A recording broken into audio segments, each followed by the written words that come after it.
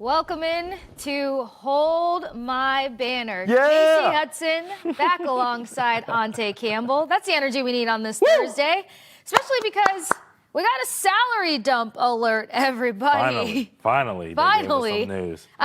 I know. I was waiting to get your opinion on it because I knew you were going to hit me with a finally. I'm over here who's like, I think I was just really naive to the fact that something big was about to happen, but we're going to get into all of that. Talk about some movement with the second apron, first apron, science, math, all the things that goes into the apron conversation and some new acquisitions by the Boston Celtics. But you know where we start.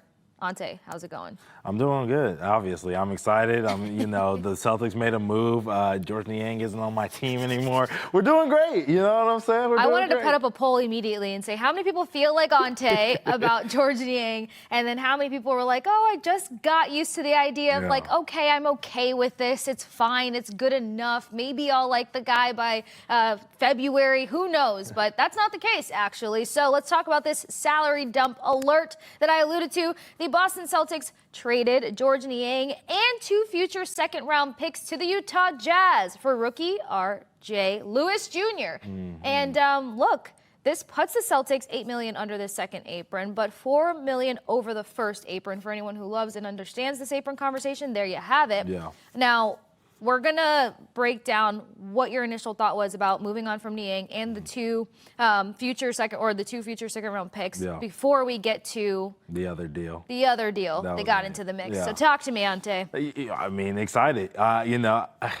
Candidly, when I was doing this show with Travis every single day or whatever, we would talk about like randomly. Like, I don't know why it would come up, but I would just be like, oh, Georges Niang. Like, he was the player that everybody has in their head. That's like, that's the guy for the standard of the guy that you don't like in your favorite league, whether it be the NBA, the MLB, the NHL, whatever. Across the board? He wasn't my across the board least favorite. I was like, whew, I missed favorite player. But I'm just saying, basketball is obviously my passion. Yes. And with that, he was the guy that in the league that would catch random strays from me from time to time. Okay. And now that we get to say that he's, not here anymore, I'm ecstatic because I immediately, I remember telling you, I texted Travis immediately when the deal got done, when we traded him for Porzingis, and I was like, dang, do I have to apologize to Niang? And he calmed me down. He said, no, I think you'll be okay. He won't be here long. And as we were getting a little later into the summer, what are we at, August 7th right now? I was getting a little nervous, you know what I'm saying? Ountae, what was it, like a week ago? I think we were kind of having this, like, it doesn't look like anything's going to happen. Yeah. And it looks like we need to be okay with Georges Niang and trying to find positives. We were actually stretching positives a week ago. Right. Honestly. I was starting to accept it and look at the bright side of a player because with everything, not everything is all bad or all good. Right. You know what I mean? There was things that I didn't love about his game, of course, and I think a part of it being, me liking me liking JT, the things that, the issues that those. I think you were protecting them. Right, you were protecting the I'm vibe. a loyal person. I said that the last time we talked about this. I'm a loyal person. I'm going to rock with my people, right? But, now, I thank him for his time, hang his banner, put it up there. I mean, the Celtics got every other jersey retired. Might as well put 20 up there, too, for him, right? Yeah, within 2 months, I want to say, 2-3 months tops, the guy has been AI'd into a number of jerseys, but now it looks like it's going to stick to the Utah Jazz. So before we dive too much deeper into Niang and what all of this means, how did you feel about moving on from the 2 second-round picks? Second-round picks are second-round picks. I told you that when we were acquiring second-round picks via trade and all this other stuff, and even talking about acquiring more second-round picks and all these fantasy trades that we talked about. And I was like, I'm not really interested in them because the Celtics don't need them. I mean, we're looking at their roster now, and, even Amari Williams hasn't signed his rookie deal yet because he's a second-round pick. They're not sure, how he's going to fit in. We'll talk about that the next deal that they made in a second here. But, there could be a situation where he may or may not be, part of this Celtics roster at the beginning of the season. And so when you already have that with the Celtics team, who we think is, building and developing and all this other stuff, when they get Jason Tatum back, you can be sure that they're going to try to put talent right next to him. And when you have that, you're not going to really need second-round picks. So I'm good with the second-round picks leaving. It was, like you said, a salary dump. In order to sweeten the deal, Georges Niang, good player, Don't want to be disrespectful. They're definitely a valuable NBA player, but for $8 million a year, that is a lot to be asking of a guy who's a role player, probably a seventh or eighth man on your team, especially in this world of second aprons, this world of guys getting 50, 60, $70 million contracts, all this other stuff. You got to be able to cheapen your team up. And so the Utah Jazz said, hey, Danny Ainge was sitting over there with his son Austin, and they said, hey, Brad, if you want to make this deal get done, you got to give us something that can be useful to us. And they said, all right, second round picks, not very useful to Boston, but very useful to a Utah Jazz team still trying to figure it out. Yeah, I'd say so. And plus, part of what didn't shock me about this is, we talked about the fact that he plays his role, something very specific. But then there's elements to what could be coming down the pipeline for the Boston Celtics could potentially make this team a little bit younger. So let's talk about a young guy by the name of RJ Lewis Jr., whom I mentioned. 22 years old. UMass alumni, so we love to figure out a way to. Is it really? I was thinking about that. Is it really alumni? Does it count if you didn't graduate from there? Yes. Okay. If you partied there, look, I've met people who have been like, oh yeah, I went to FSU, and I'm like, oh, did you like Professor so and so? Because my brother went there, and they're like, no, I went to TCC and partied at FSU. So it's just that's the degree. That doesn't count. That can be the degree. I try to figure that out for myself because, I transferred from Fresno State. And so I always try to think about hey. What do you want to claim? Am I a Fresno State alumni? Well, the thing about Fresno State is our slogan is Bulldog born, Bulldog bred. So once you're a Bulldog, you're always a Bulldog type of thing. So it's one of those special cases, but I still get weirded out. Am I alumni? Am I not? I give you the stamp of approval because I actually supported said human that was yo, I'm an FSU alumni, and really only graced the grounds to throw it back. So back to RJ. He is Digress. RJ is a UMass alumni. UMass alum. We love to intertwine UMass, natives, locals, all these things as best as we can. Not saying that's his particular deal, but you're talking about a young guy coming in. How does he fit the bill? Yeah, I think he fits in extremely well to the identity that we've been seeing Brad take with the young guys around this team, right? He's a project in a lot of different ways. 22 years old, 6'6", 6'7", whatever you want to call it. He does a lot of things that we've been talking about. A Hugo does, a lot of things that a Josh Minot does. He comes in, he brings in a lot of energy. Defense is the first thing you talk about when you talk about this kid. Okay. Big East Player of the Year. He gets downhill really well, finishes at the rim with both hands. Things that you want to see from a, older prospect, but still a very young player. You know what I mean? Okay. The shooting is where it gets dicey, and the consistent scoring. The thing about the Celtics is, though, they're going to continue to take flyers on these guys who, shown the ability to put the ball on the deck, make plays, pass, rebound, defend, and then they say, hey, we're the Boston Celtics. We got Joe Mazzulla. We got our development program. We've taught guys how to get better at shooting. We've seen Jordan Walsh make those steps in improving his shooting. We've seen Peyton Pritchard over the years being with the Boston Celtics make steps and improve, and continue to improve as a shooter. Even Derek White, Jalen Brown, Jason Tatum, all these guys over years and years and years have improved over and over again. Even guys who are not here, I was thinking about that, like Grant Williams. Grant Williams didn't come in as a great shooter during his rookie year as a Boston Celtics, but he continued to improve until he became a great shooter at one point. So it's one of those things where they're going to trust themselves and say, hey, one of these guys, if not two, if not three, are going to figure out how to finally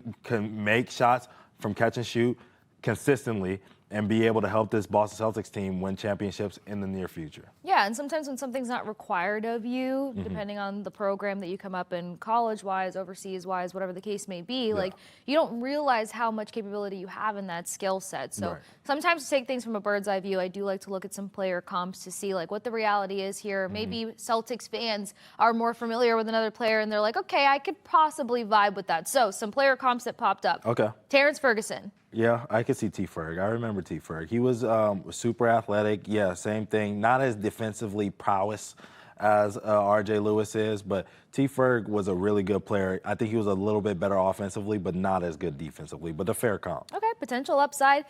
Cam Reddish. Yeah, Cam Reddish, once again, way better scorer, shooter, just natural shooting ability was his thing. I don't really like the comp because I think their identity is a little different, but I can see where the athleticism and the build and the potential could be similar. Okay, Josh Hart. Yeah, I see Josh Hart a little bit. The thing about Josh Hart is when he came in, he was older as well. A little bit, obviously shorter, 6'5" guard versus like a 6'6", 6'7" guard that we're talking about here.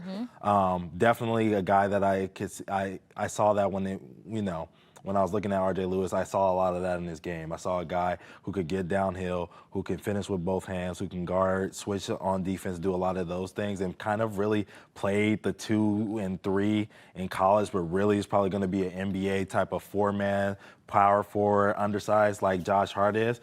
If R.J. Lewis can ever become a starter like how Josh Hart did, that would be great. He's a winner. They're both winners. Big East Player of the Year, same conference. But the biggest difference about it is, Josh Hart, when it came down to it, winning national championships, he made those plays. This guy, R.J. Lewis, got benched in the round of 32 by Rick Pitino because he couldn't put the ball in the basket. That was never an issue for Josh Hart at Villanova. Okay, last one. See, this is why I like throwing curveballs at you. Even though we're talking basketball, Chandler Hutchinson.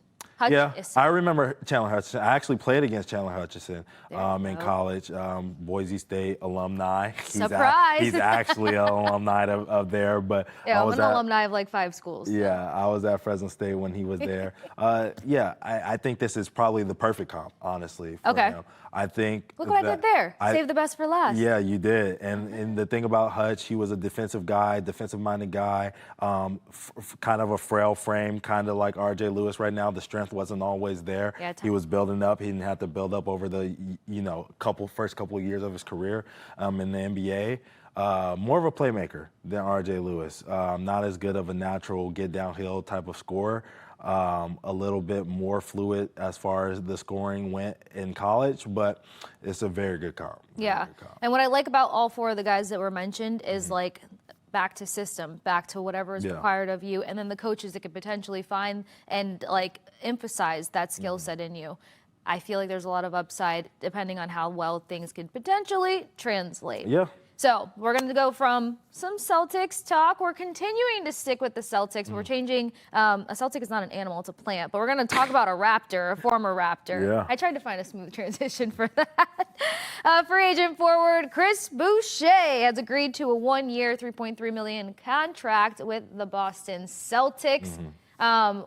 This one was interesting because then I alluded to the fact that there might be pieces helping this team get a bit younger. But then you bring in this guy, 32 years old, certain kind of experience. The first thing that popped up was, well, he fits the shoots threes DNA. So you're like, all right, that works. And then all-time leader for the Raptors with what? Blocks, minutes, points, guy off the bench kind of deal. So what was your initial reaction to this? Well, my initial reaction to this was, I always try to be as humble as I possibly can, but I was asking for this guy for a couple of weeks. I remember I talked to Adam about it. I feel like I might have mentioned him. You did, because as soon as I saw Raptors, I was like, yeah, I know where this is going. A little bit to you, I was asking for this guy. I was like, hey, I was looking at the free agent board. I was looking down. I was like, this guy, Chris Boucher, fits the identity. He's KP-like, I think I told you. Yes. And he could do a lot of those things. Not to that level, but he's there. We're talking about the dude who's the all-time leading scorer, rebounder, I think block shots, maybe it's like a ton of things off the bench for the Raptors. You know what I mean? Organization, a young organization,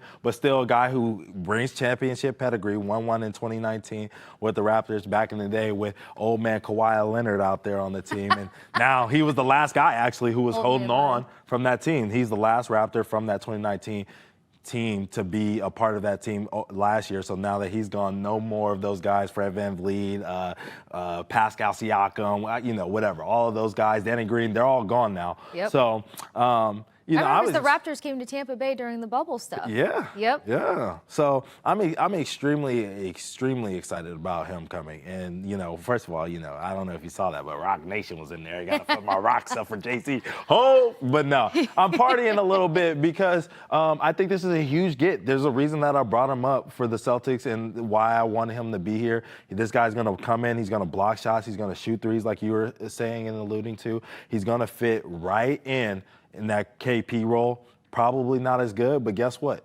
the best ability is availability, and this guy will play for the Boston Celtics, and he will play probably 60-plus games for this team this year. And then when Tatum comes back, he'll be ready, and they'll bring him back. I'm sure they'll bring him back. It's a one-year deal. He's betting on himself, but, I mean, you know, if he plays well, it's going to be hard to let him go. So let's ride with that for a minute. What do you think the Celtics need to see out of him in order to be like, yeah, this dude needs to stick around? Because like I said, 32, you try to make it seem like it's dinosaur years. He is going to be a former Raptor as of official. But outside of that, you know, you make some key points to say how well he just kind of can be plugged into this system and flourish in a sense. And to know that he can plug right in and be supportive when Jason Tatum returns. I mean, that all speaks highlights to me, but what does he need to show the Celtics in order to probably stick around? Well, he's, like I said, the last 2 years, he's been, availability is the best ability. He's played 50 games, so he needs to do a little bit more than that. We can't have another injury. Right, he needs to play 60. You know, I think it was one of those things where the Raptors were bad, and they were like, hey, you know, you're hurt. You know what I'm saying? You're hurt. You're not playing. So, you know, I think what he needs to do is he needs to come in. He needs to be able to – he had a year where he was, you know, like a 6 Man of the Year candidate. He averaged 13 a game. This was 4 years ago. But he needs to come in. He needs to average at least, you know, 12 to 15 points a game. He needs to get a couple rebounds, a block a game. If he can do that and he can shoot about 38%, 37%, you know, from three – I think the Boston Celtics give him another opportunity to do it when Tatum comes back as well. And 60 games, like I said. He needs to play 60 games. I believe it. Okay, do we like the $3.3 million deal? Okay. Oh, it's great. It's great. I mean, you know, Brad is doing what he can to get under that second apron at least as far away from that second apron as he possibly can. That's why you take an $8 million, you know, Georges Niang, you send him to Utah for a kid that you're taking a flyer on, and really – you knew the reason this happened minutes later is because they were waiting for that to get Chris Boucher. So it's really like we traded Niang and those 2 second-round picks for R.J. Lewis and Chris Boucher. So I love the $3.3 million out of it. All right, and before we head to break, because like I mentioned, last time you and I got to chit-chat, we were kind of like, well, it's so quiet. Like, we're seeing so many AI situations, fake news going out there, getting us excited for nothing or really adding to the doom and gloom. Do we foresee any other moves potentially take place? I do. I think this is the, you know, the beginning of, you know, Brad making another move. I think we are going to end up seeing Anthony Simons move here, but I think it's not going to be as much of a cap play. I think it's going to be for a player that they feel maybe fits more into their situation that they have going forward, especially on the expiring deal, $27 million. Those are the two things that point out more than anything. If they're not sure about what Anthony Simons can be as a Boston Celtics, they're going to go find something that they are sure about, which is why they signed a guy like Boucher, because you already know what you're going to get. All right. Well, we'll see if there's another guy, a name floating around that could potentially fit the Boston Celtics DNA. But you have to stick with us on the other side of this quick break in order to find out.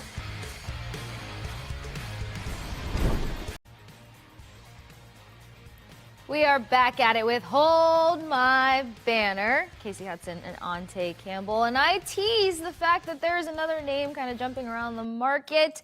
This is going to be a funny one to break down, y'all, so stick around. Trae Young is disappointed the Hawks have not offered him a contract extension yet, per Mark Spears. And look, we've seen a lot of disappointment. Do not be surprised at this point if he plays it out and sees what happens next summer.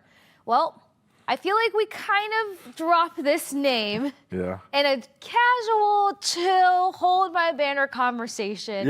And it's been a long week, so I got to do the memory game here for a second and say I feel like this was like almost a hard no. I feel like it was like I'll be okay without. I feel like this was one of those actually do not make this move. Am I making things up? Because like low caffeine, long weeks, they can do things to the brain. You're not making this up. Okay. But what was made up was this AI picture of Trae Young. Oh yeah, please do not fall for any more AI, y'all. Like, and then Celtics jerseys. Who in New England is doing this? I don't know who's doing this, but Alex Zachary posted this one, a picture, you know, in response to Trae Young being disappointed. And guess what? He had receipts. I guess Trae Young actually went and liked this photo, you know, which is kind of crazy. So yeah, Trae Young, beyond crazy. He's got He's got the eye emojis. Like, Right. it's going to actually happen. It's all fun and games. I want to talk to you about this because Trae Young being a Boston Celtics is a pipe dream.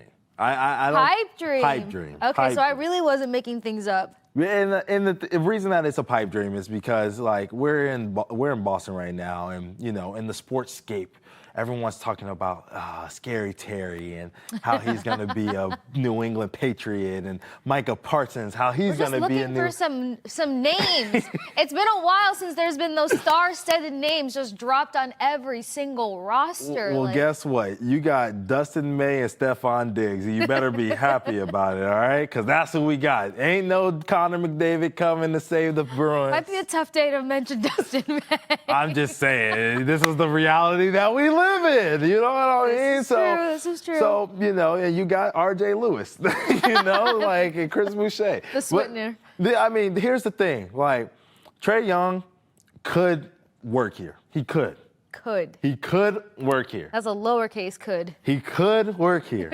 Okay. But, people are grilling us in the comments about how bad Anthony Simons is on defense. Yeah. Trae Young might be Trae Young could not guard me in a phone booth today. No, forget me. Trae Young couldn't guard Kasey in a phone booth I was today. for real about to ask, what about me? I have a pretty decent wingspan for a 5'1" gal. Thank you. Like, come on now. I'm going all the way off the screen. I got so much arm left. And it's not even that I don't think Trae Young could be a decent defender. He's not interested in it. And guess what? Have teams tried to make him defensively better? Maybe I'm trying to kill this argument a little too much, but. Maybe. I don't know. Quinn Snyder is an offensive-minded coach, so you have to give him his credit towards that, and that probably props up. Have you heard Trae of Young. enabling bad behavior? It happens all the time. Yeah. But, like, if I'm Trae Young, look, here, let me tell you like this. I played defense whenever I was playing basketball, college, high school, whatever. Fresno alumni. Fresno State alumni. I was always interested on, guarding guys and taking pride in that, and also, scoring and doing my thing on offense too. But that takes a toll on you. People talk about Travis Hunter doing, offense, defense. Hey, the best thing about football is you get to stop, start. Imagine doing that. I used to have a T-shirt that said, "At least I don't suck up oxygen on the sidelines." My brother shredded it in front of me, cut it up. It was one of my favorite T-shirts. That is hilarious. It's though. great, That is right? funny. And that is a funny brother-sister story because I feel like brothers will definitely do that to their sisters. Headaches. But, just thinking about that, like, doing that in basketball when you got to guard 6'9" dudes who run 4'6" 40s and move laterally just as fast as they move, up and down the court. And have Peyton Pritchard's ball handling skills, like dizzy and sick. Exactly. So, and then you got to go take that to the other end and then score and then do it again and do it again. It's a hard thing to do, which is why guys like Kawhi, which is why guys like JB and JT are so special in this league because they can go and do that on both ends at a high level. They will guard your best player, and then they will go at your best defender on the other end and still be supportive of their team. But not everybody can do that. We're talking about a 6'1" guard here. I'm not even worried about what he can do on the defensive end. When I can score 30 and 10 every single night and wear my, Jordan Brand now? Jordan Brand shoes every single day and style on people and glisten, and I got my own gym in Atlanta and I do this, and I'm Trae Young and I've been the man since I was 16, 15. Like, the I'm the Man song made for him. Right. I'm Yeah. the man. Right. I feel like I've seen him strutting to that one a couple times. He can, I'm not worried about defense for him. If I'm a team, I'm treating him like how I treat Luka. Hey, man, go get 40 and 10, and we're good. I don't worry. We'll take care of the defense. So, I just don't think the Boston Celtics want that, though, as a part of their identity with, once again, Jason Tatum coming back from an Achilles injury, with Jalen Brown coming back from a surgery on his knee. Will these guys be the two-way players that they've been in the past? We don't know. So they need to get guys who fit and can do both, like Drew Holiday did for us. All right. So considering that they probably don't need a guy like Trae Young. Yes. Say that they convince themselves, again, star-studded roster, drop another big name in there, four-time NBA, all the good things. What would that cost?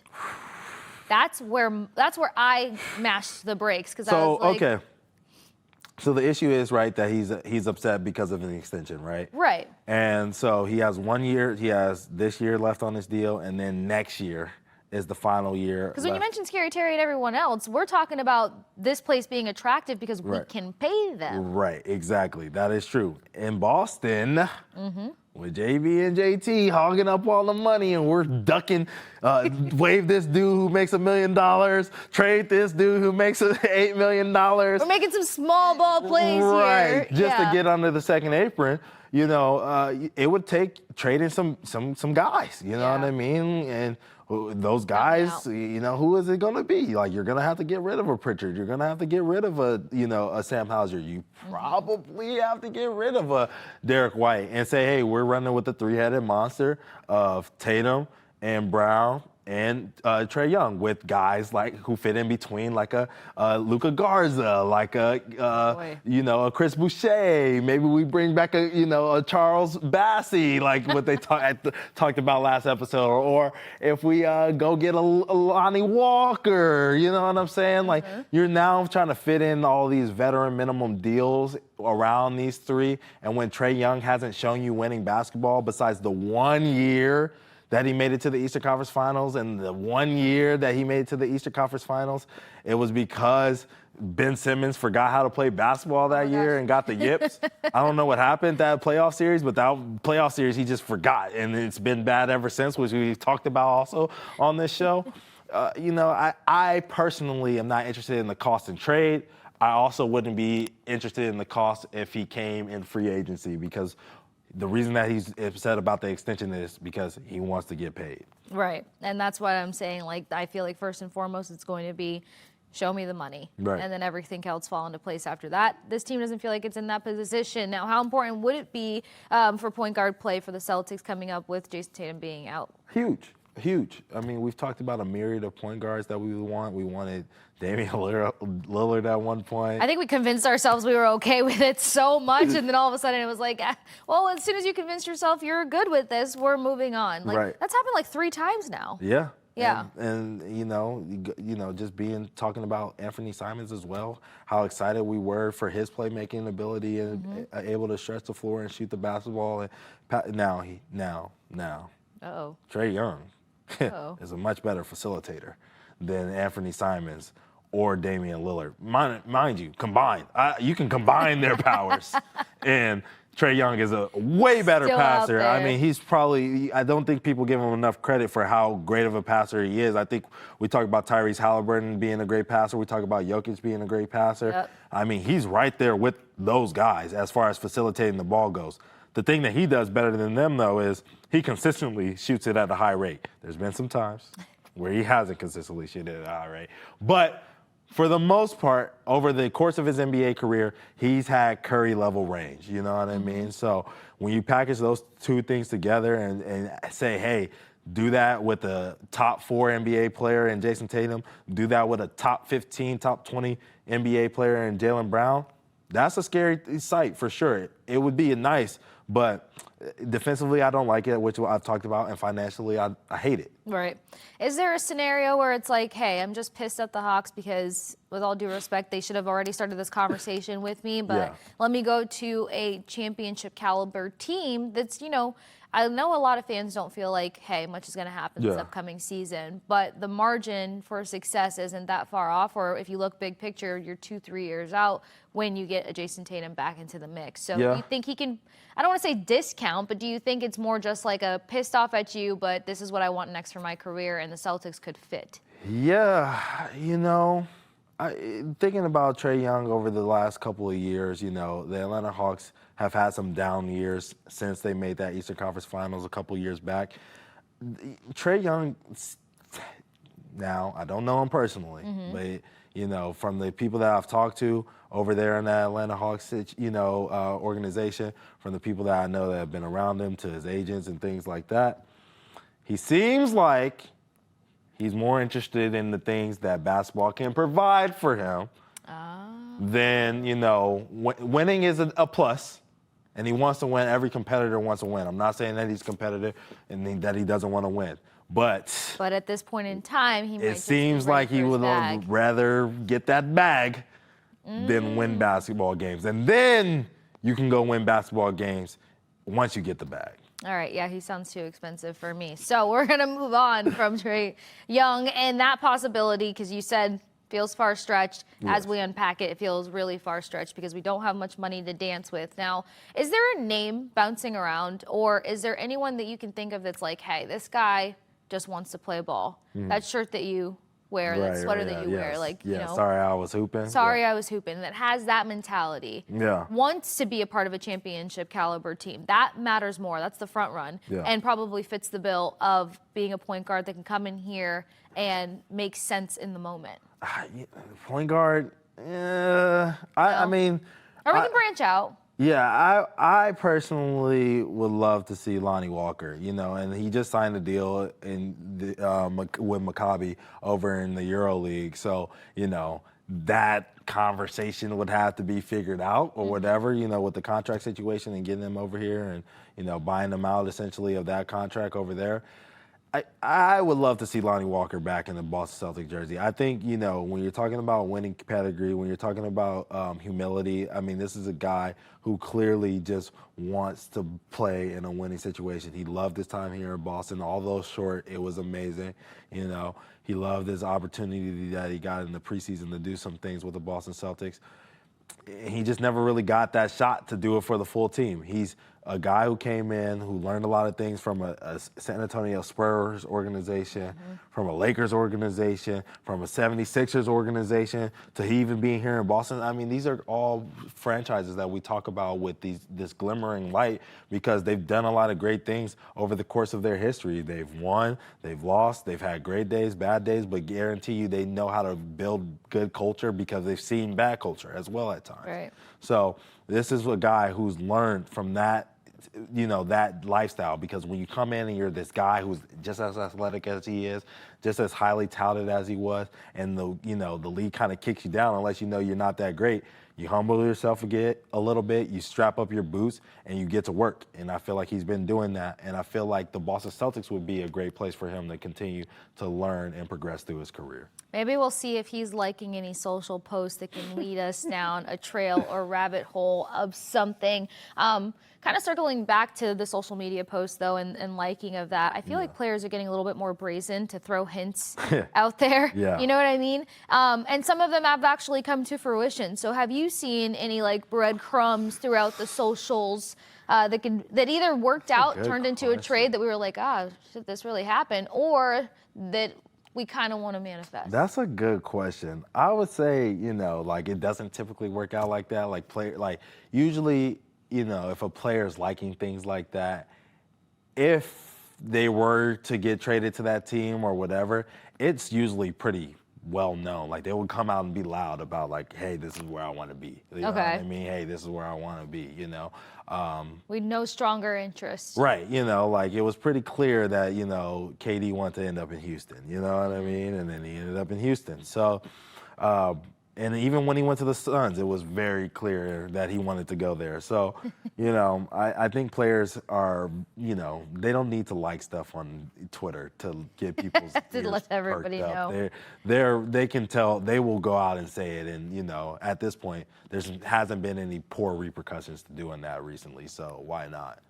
All right, why not? Well, we'll see if there's any subtlety to these guys letting us know where they want to end up, or maybe be a little less subtle. We know that some players are in T-shirts. We got Trevor Story for the Boston Red Sox with a new T-shirt, and maybe you guys can hop on the T-shirt train, because big news, pumped to share that Hold My Banner merch is officially here. You can now pick up a Hold My Banner T-shirt or hoodie and check out Nesson's full Wicked Wearables line, brought to you in partnership with Breaking Tea. Check out Wicked Wearables at Nesson, wickedwearables.com. Get your Hold My Banner swag. Match Ountae and I, match anyone here at Nesson, because we rotate our T-shirts when it's T-shirt time. I'm rocking Jimi Hendrix today. But we got more on the other side of the break, because there was a name that we thought we put to bed last week. But again, we might have been a little off base on whether or not he's happy to stick in his situation. So join us on the other side of this quick break here on Hold My Banner.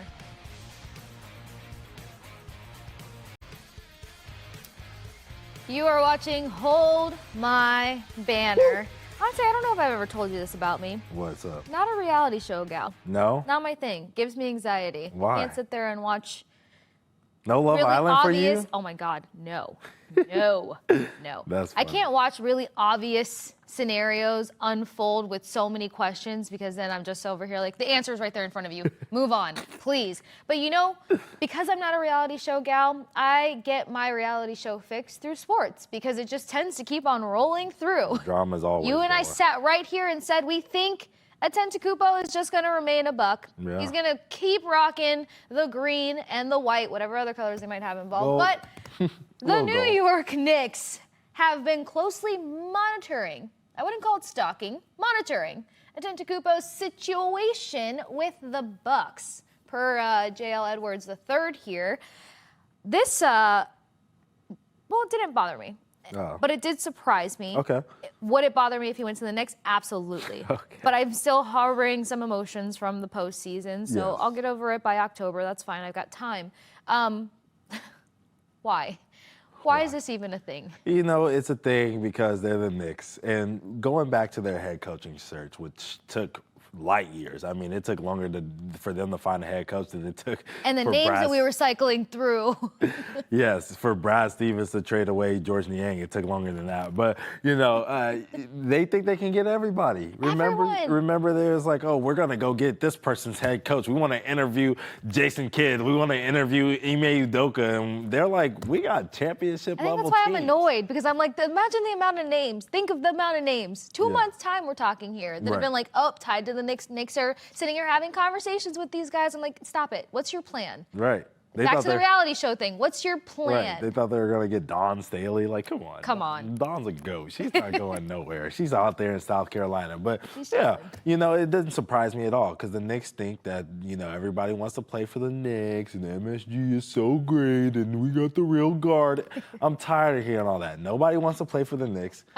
They stick. If people wanted to play for the Knicks, when freaking Jalen Brunson took a pay cut, you would have seen guys going in droves, flying to go play on for their them. own dime. I mean, they had the Villanova, you know, 5 or 4 or whatever they had at one point, and DiVincenzo wanted out. He was like, I don't want to be a part of this. Get me out of here and send me to Minnesota, where he's happily hooping at right now. So, you know, the Knicks just think they're hot stuff. You know, I mean, this is a family episode, so hot stuff. I almost caught myself twice. Don't worry about it. And they're not. So, you know, them monitoring Giannis does make me mad. And even if they get him, which they never will, you know, that even makes me more mad. But this pisses me off. Yeah, well, let's make sure production puts a trigger warning to all Knicks fans in the comments because we know that they watch Hold My Banner. Right. I'd apologize, but I wouldn't mean it. So, okay, let's probably try to drop some hope here, a little bit of positivity. I couldn't even say it. Right. Would adding Antetokounmpo even make sense alongside a Karl-Anthony Towns, Brunson, and OG? Okay, so are we talking financial sense? Nah, or let's are we talk talking like basketball? We're talking ball. So, okay. And I love that you left out Mikal Bridges in this deal because if they were to get Giannis at some point via trade, he would definitely be gone. Yeah. I would assume probably OG as well would probably be gone, and it would be a 3-headed monster of a Cat, a Jalen Brunson, and a Giannis. Being honest with you, I wouldn't love that because I've seen Giannis with a ball-dominant guard with Damian Lillard, and it didn't work out. Now, Jalen Brunson at that point in his career, Damian Lillard at that point in his career, Jalen Brunson's a way better player right now than what Damian Lillard was over the last 2 seasons. But he needs that ball in his hands, you know, and he ain't throwing no lobs. He ain't coming off ball screens and throwing the ball to the rim. Like, that pick and roll would look garbage. I'm just being honest. So I think, you know, it could be a good fit. Would they be a good team? Of course they would be a good team. The Eastern Conference is lowly right now. Yeah, I mean, dude's a beast on his own. Giannis is talented on his own. You don't even have to he doesn't even have to pass the ball for his teams to win. He can go shoot the ball every time down and Wait, still so get stick a it pin in done. that for a second. Yeah. Because from everything that you just described, it feels like Antetokounmpo doesn't need to be one of a three-headed monster. No. He is the monster. Yes. So would you trade away other pieces to make this happen? Because now you're talking about building a team around a guy that you're bringing in, and he's going to be costly. So how do you make that make sense? Getting rid of the other big names or dabbling in the draft capital? Yeah, I mean, if people are gonna hate me for this, and this is just me thinking off the top of my head, but if I'm the Knicks, and they would never do this, this would never happen. So I don't want anybody in the comments being like, "Oh, he's so dumb. This would never happen." I know it would never happen. Highlighted disclaimer: it's not happening. And people made fun of Becky Hammond for saying this, but you can't win a championship with Jalen Brunson being your top guy. Yeah. So I would say, I want to see Giannis and Kat together. Oh. And then take Jalen Brunson's contract and get some talent as well with it that fits more with Giannis and Kat. I think if you go in there and you get a high-level guy who can score, from the three-point line, if you can keep like an OG in that deal now or a Mikal, I would prefer OG. Okay. But then you got OG, Giannis, and Kat. Now that right there, that's a scary team. And I would have to be apologizing to New York for sure. That team could win multiple championships. Oh. But Jalen Brunson, not even Kat. Jalen Brunson and Giannis coexisting, I don't see it happening. Okay. Am I picking up on like Mikal hate vibes here? No, it's not. No, I like Mikal Bridges. Just making sure. I just think that OG's more consistent when he plays. Okay. Mikal's always available, which is a good addition. But OG is just more consistent on the offensive end. He fits in and plugs in when he needs to.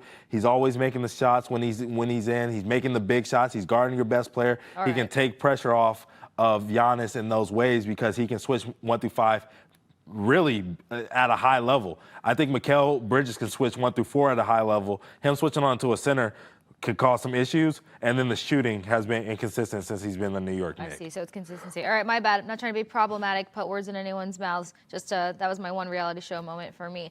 Okay, I already said this 500 times. Yes. About a week ago, Antetokounmpo, he's going to stick around. It feels like not much movement can take place at this point, but clearly, since the conversation keeps rearing its head, do we see him leaving Milwaukee? Does it feel more realistic now? And then if he does, what is an actual fit? Because I feel like I've just heard too many things like, because he's so, dominant, and like we just said, he could be a one-man show to a degree in a certain, program with a certain team. But what's a reality to this? The reality to this is the Milwaukee Bucks gave Giannis everything when he had nothing. He was walking to the arena and taking buses to the arena when he first got here because he didn't know how to drive. And they helped him acquire a driver's license. He didn't have any money because he was coming from not a wealthy family. Obviously, joining an NBA team and propping this guy up and building him up because he was a lottery pick, but he wasn't expected to be one of the best players. He wasn't expected to ever win an MVP, that's for sure. Right. Late lottery pick that he was. So the Milwaukee Bucks have given him ample opportunities to win championships. He's won a championship there. They gave him Drew Holiday. They gave him Chris Middleton. They gave him Brook Lopez and made him into the stretch shooting big at that high level that he could become to fit in with Giannis. They've given him everything. One thing that I do know about this dude, his girl is from Fresno, so I know about his family and all this other stuff from my time in Fresno. I mean, he is loyal to the T. And his brother is back playing basketball right now, getting ready for Eurobasket for the first time in, I think it was 460 days or something like that. The Milwaukee Bucks will take care of his brother and bring him back onto the team, even though he's not an NBA player. People want to talk about nepotism with Bronny James. Thanasis Antetokounmpo is not an NBA player, but he's been on NBA rosters because, one, he is a likable guy, energy. He brings a good energy to the team. But, two, he's Giannis's brother, and they've taken care of his entire family the whole step of the way. And Giannis has been on stream, out having fun, on Instagram, Twitter, whatever you want to say. Every single time somebody's asked him about the Milwaukee Bucks, he's been shouting their names to the heavens. It's like a Greek god being in Athens. He's excited to be there, and he's going to stay there for the rest of his career probably. Okay, so at this point, what I'm hearing is that the Knicks are just They're just being the Knicks. They're just being They the think they can Knicks. get everybody. I was like, how do I play this a little kindly? They just think they So can. when I said monitoring and I switched that to stalking, we'll just keep that one alive. They're going to continue to find out who else they can add to their prey tank here. But I wouldn't want to see Antetokounmpo in a Knicks jersey. There's a number of other teams that I'd probably prefer over that, and that's not by having any New York hate. It's just the reality of like the trajectory that I see Antetokounmpo's career going, and I don't like sending good players into mess. Figure it out, New York. We do have some other things to get to, so make sure you guys don't go anywhere. I already told y'all, I'm 5'1", but we're going to talk about what it's like to be 6'3". This is going to be a fun game for me, so don't go anywhere. Stick with us here on Hold My Banner. What's it like to be 6'3", you ask? Well, some of you may know, but we're about to figure out what that means here on Hold My Banner. I'll never be close to figuring that out. I'm not even 5'3". It's well over a foot taller than me. But the Wolves tweeted, if everyone's height got set to 6'3", who's the best player in the NBA? Way to play some mental gymnastics with us at Wolves. What is it? Wolves and 6. Yeah. Wolves and 6. Wolves oh, wow. and 6. I should have done better with that. I've been sitting here piping on about the Timberwolves, but that's fine. Moving on. Who would best benefit most of all, or who would benefit the most if all NBA players were exactly 6'3"?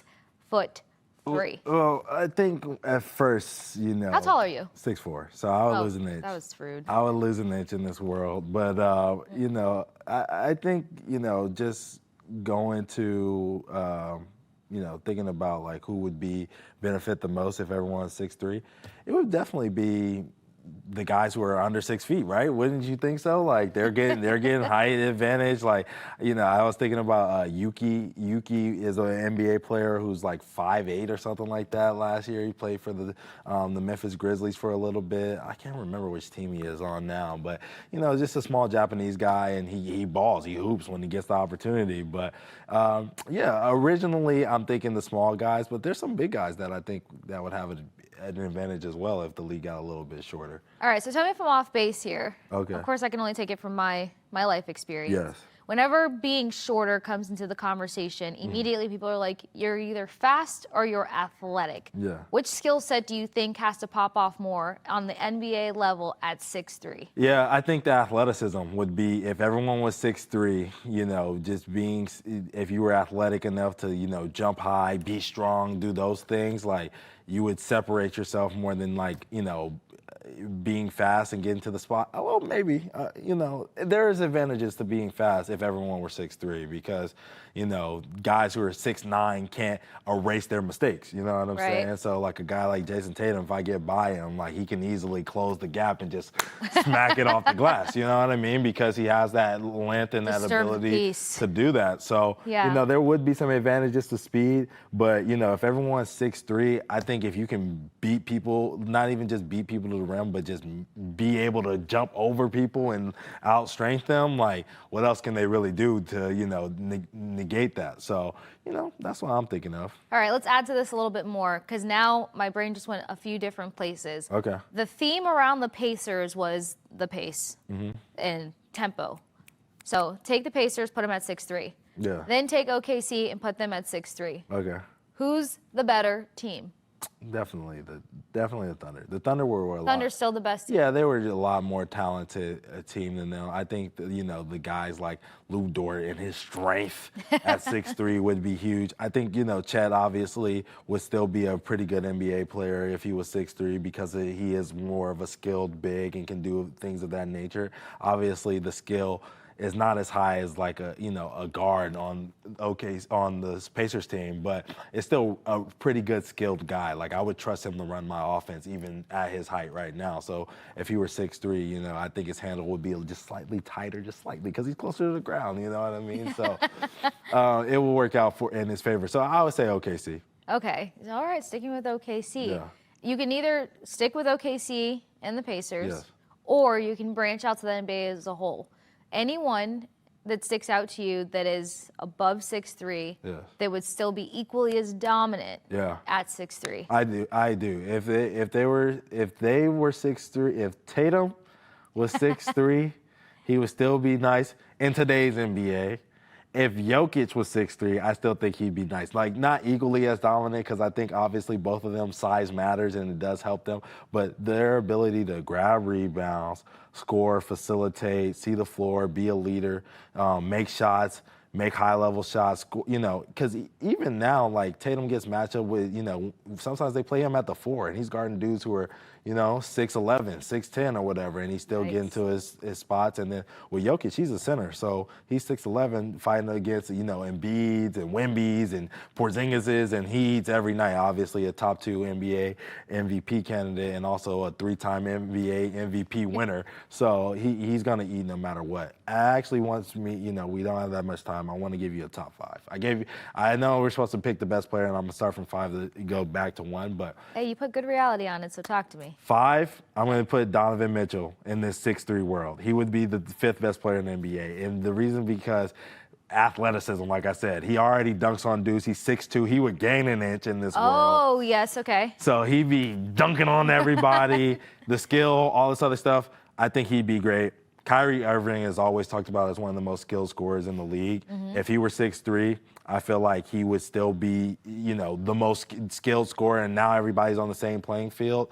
I would put him as the 4th best. Tatum is 3 for me. I would think Tatum would be the 3rd best player in the NBA if everyone was 6'3", for all the reasons that I just mentioned. Same with Jokic. He's 2. 2nd best player in the NBA if everybody were 6'3", for a lot of the same things. Because now if you're in the post and you got bigs who are actually your height and you can shoot that hook shot and all this other stuff, why not? He would be killing. And then 1, because we're running out of time, Steph Curry.